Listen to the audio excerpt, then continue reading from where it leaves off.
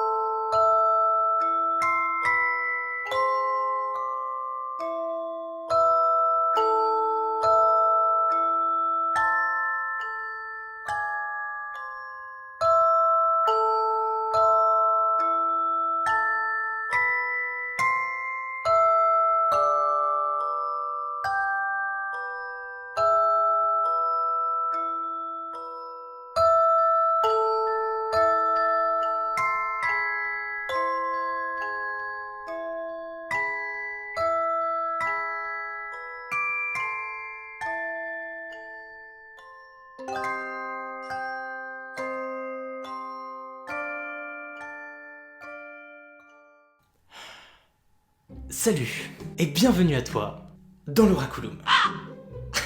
Ça y est, j'ai enfin déménagé et j'ai le studio de rêve dont j'ai toujours rêvé. Bref, tu l'auras compris, je suis plus qu'heureux de revenir, de te présenter mon nouveau studio qui, d'ailleurs au passage je précise, n'est pas terminé. Il va me rester pas mal d'éléments. Si vous me suivez sur Instagram d'ailleurs, vous avez vu la progression de tout ça, la mise en place de ce décor. Pour toutes celles et ceux qui ne me suivent pas encore, n'hésitez surtout pas à venir me suivre. C'est juste là, c'est gratuit, c'est fun, on discute, on s'amuse. Bref, viens, c'est bien. On est donc là sur un plan de caméra plutôt bancal, mais rassure-toi, les prochaines vidéos seront de meilleure qualité, tu vois. Ceci étant dit, démarrons maintenant notre vidéo tuto de potions magiques, Harry Potter et autres univers fantastiques. Pour réaliser ces potions, il te faudra des fioles ou des flacons. Tu peux en trouver un petit peu partout, notamment sur internet comme Amazon par exemple, mais aussi directement de manière saisonnière ou toute l'année dans certains magasins comme Cultura, Action, Jiffy, La Foire Fouille, Centracor, Maison du Monde aussi. Donc n'hésite surtout pas à y jeter un œil dès que t'en as l'occasion et essaye de prendre un maximum de taille et de forme. Il te faudra également de l'eau, du robinet, ça suffit, mais aussi, et là c'est dans un cas particulier pour une de mes potions, du gel pour les cheveux transparent. Et pour colorer tout ça, j'ai utilisé de l'encre de Chine. Alors rassure-toi, de l'encre normale fait tout à fait l'affaire, c'est juste que dans mon cas, les flacons étaient beaucoup plus petits et moins chers. J'ai donc choisi les couleurs primaires, plus ou moins, à savoir du rouge, du bleu et du jaune pour faire un maximum de mélange et obtenir un maximum de couleurs. Il te faudra également de l'acrylique ou de l'aquarelle nacrée, irisée ou métallisée. Je n'ai pas trouvé d'aquarelle métallisée de mon côté, je me suis donc penché vers l'acrylique qui aura exactement le même effet. Et dans mon cas, c'est de l'acrylique nacré, rose et doré. J'ai également acheté des paillettes dorées fines, d'où l'utilité du gel pour les cheveux. Pour décorer nos potions, maintenant, tu peux utiliser de petites clés.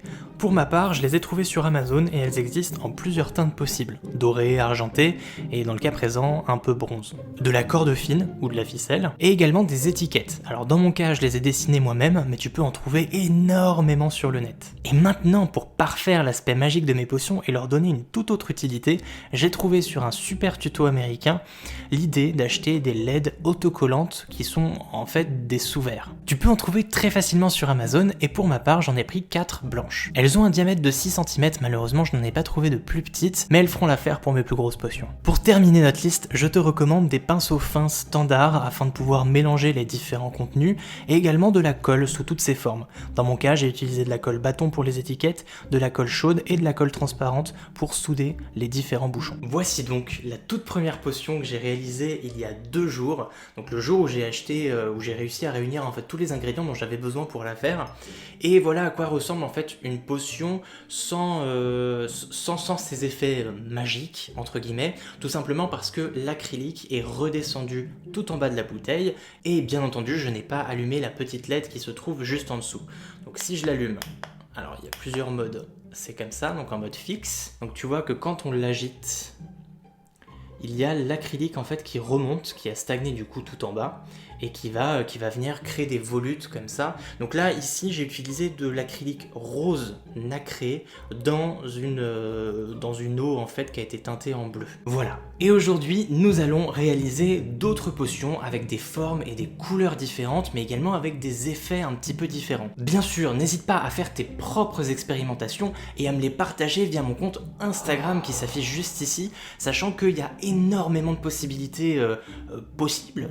Et que pour ma part, je me suis inspiré de pas mal de tutos sur YouTube, dont un tuto en particulier extrêmement bien réalisé d'une jeune française du nom de Sandra, de la chaîne The Magical Workshop, qui s'affiche juste ici et dont vous retrouverez bien sûr la vidéo en description, et qui m'a énormément inspiré et sur laquelle je me suis basé principalement. Il y aura également d'autres vidéos de chaînes américaines que je vous mettrai également en description, n'hésitez surtout pas à aller les consulter. Par ailleurs, n'hésitez surtout pas à également partager vos créations avec The Magical Workshop sur son compte Instagram, étant donné qu'elle est également sur Instagram.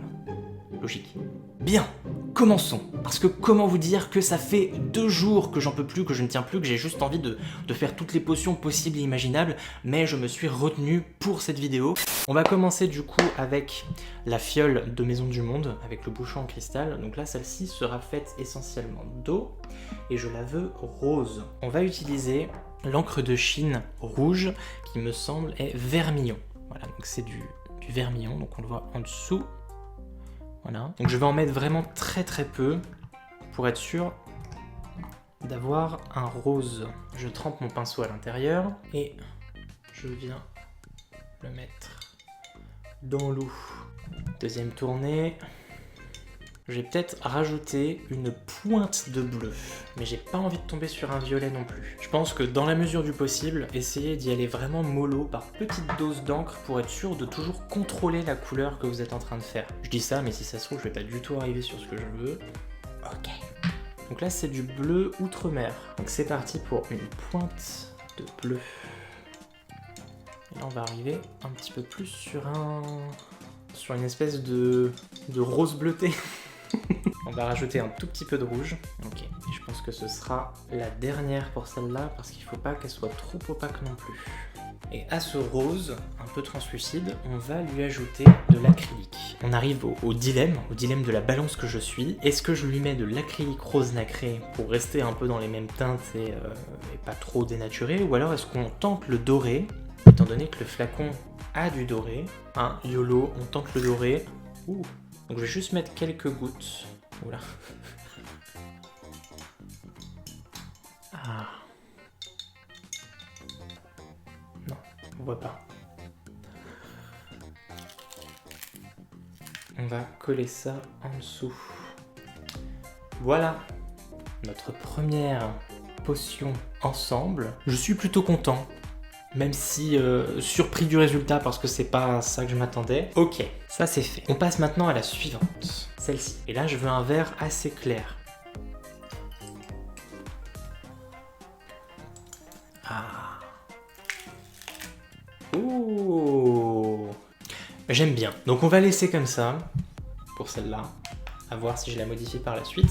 En revanche, on va la customiser et on va lui choisir une petite clé. Pour moi, souvent, le vert est synonyme de chance et de prospérité. Du coup, j'ai une petite clé à peu près de la même taille que celle que j'ai utilisée pour la fiole bleue et qui ressemble un petit peu à un trèfle à 4 feuilles. Donc, je vais t'apprendre une petite astuce que j'ai découvert également sur un tuto de potions magiques pour éviter de faire un nœud bien dégueulasse une fois que tu as fini d'enrouler ta potion. Il suffit en fait au préalable de faire une petite boucle comme ceci avec l'extrémité de ta ficelle. Tu poses ça du coup sur le rebord de la potion, j'espère qu'on verra bien la vidéo. Et ensuite tu vas t'amuser à enrouler du coup la corde en gardant la boucle comme ça vers le haut. Et tu vas donc passer au-dessus de la boucle, je vais te montrer plus en détail.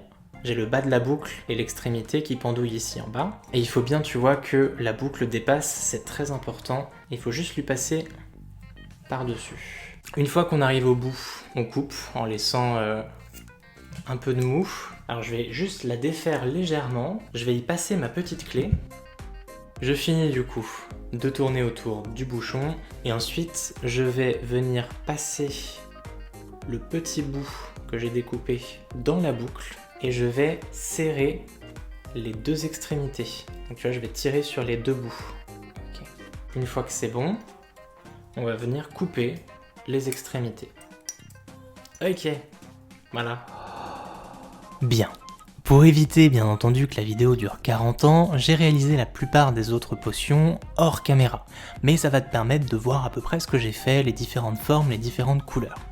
Est-ce que je suis vraiment obligé de préciser que ce ne sont pas des potions qui se boivent, qui doivent en aucun cas être ingérées ou incorporées de quelque autre façon que ce soit dans ton corps, hein? On est là sur des potions décoratives, hein? Voilà, au moins comme ça, c'est dit.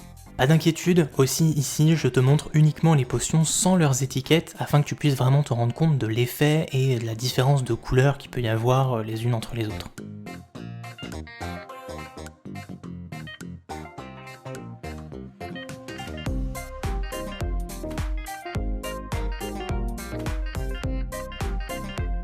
Ah, et dans le cas de cette potion-là, je n'ai pas utilisé d'eau comme élément principal, mais du gel pour les cheveux, dans lequel j'ai incorporé du colorant jaune et des paillettes dorées. Et pourquoi, hein, tu me demanderas? Eh bien tout simplement parce que si j'avais utilisé de l'eau, les paillettes seraient retombées au fond du flacon. En tout et pour tout, j'ai réalisé 9 flacons, mais sur ces 9 flacons, il n'y en a qu'un seul qui ne sera pas une potion. A l'intérieur, j'y ai mis des faux vers de terre que j'ai acheté à Halloween dernier dans un magasin de déguisements et accessoires de fête, car oui, bien sûr, tu n'es pas obligé de mettre du liquide dans une potion, mais tu peux y faire un flacon d'ingrédients, ça donnera un peu plus de cohérence à cet aspect potteresque. On en arrive du coup aux étiquettes. Comme tu le vois ici, je les ai juste imprimées sur du papier blanc, du papier d'imprimante, hein, tout simple. Et je l'ai pas filmé parce que je trouvais pas ça super intéressant, mais je l'ai collé avec une colle bâton toute simple. Et voilà mes amis, le résultat final. Et je suis super méga heureux parce que je trouve que ça rend vraiment super bien. J'ai le côté hétéroclite et différent de chacune des fioles et des potions. On a plusieurs couleurs, plusieurs formes. Et une fois qu'on les allume, je sais pas pour vous, mais il y a clairement un truc. On est sur quelque chose. Ce sont des éléments que j'avais envie depuis longtemps d'incorporer dans mon fond YouTube, et j'avais besoin que ça se voit. En tout cas, n'hésite surtout pas à me donner ton avis dans les commentaires, ça m'intéresse énormément, et si t'as d'autres idées, eh bah écoute, je suis preneur.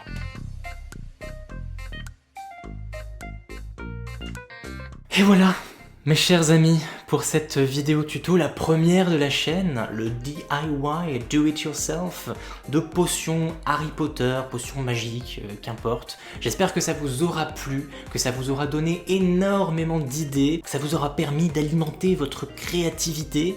N'hésitez surtout pas, comme je vous l'ai déjà recommandé, à me partager vos créations sur mon compte Instagram, mais également à les partager à The Magical Workshop, qui a fait un travail fabuleux, qui personnellement m'a énormément inspiré.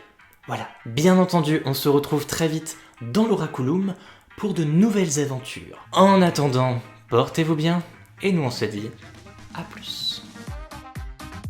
Salut, dans l'Oraculum. Salut dans l'Oraculum, mais bien sûr. Salut, dans l'Oraculum. Non, on va y arriver. Ok. Yeah.